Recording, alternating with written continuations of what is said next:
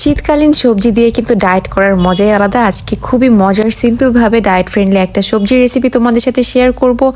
আর শীতের সবজি দিয়ে এই রেসিপিটা কিন্তু অবশ্যই ট্রাই করে দেখবে, ভীষণ ভালো লাগবে। ডায়েটে এভাবে করে সবজি খেলে সেক্ষেত্রে কিন্তু ক্যালোরিটাও কম থাকে আর আমাদের ওজন কমাতেও সাহায্য করে। তো আমি এখানে গাজর নিয়েছি হচ্ছে পেঁয়াজের কলি, আর নিয়েছি ফুলকপি।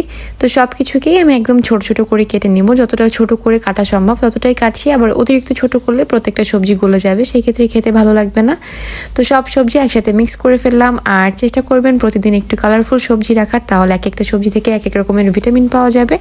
এবার একটা প্যানে আমি দিয়ে দিলাম 1 চামচের মতো ঘি, তার ভেতর দিলাম কালো জিরা, রসুন কুচি আর দিয়ে দিলাম কাঁচামরিচ কুচি।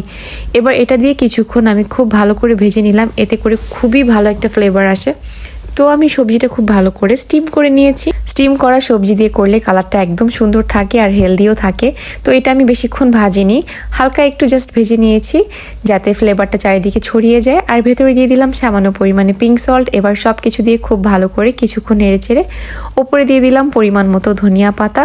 তো এটা দেওয়ার কারণে টেস্ট, ফ্লেভার সব কিছু একদম চেঞ্জ হয়ে যাবে, ভীষণ ভালো লাগবে। যারা সবজি পছন্দ করে না তাদের কাছেও অনেক ভালো লাগবে। তো যেহেতু আমার এটা দুপুরের খাবার ছিল, সেই জন্য সবজির সাথে নিয়েছিলাম 2টো ডিম। এটাই আমার আজকে লাঞ্চ ছিল, একদম পারফেক্ট একটা লাঞ্চ বলতে পারো। প্রোটিন সাথে হচ্ছে কালারফুল সবজি। তো কেমন লাগলো অবশ্যই জানিও। সবাই অনেক ভালো থেকো, টাটা।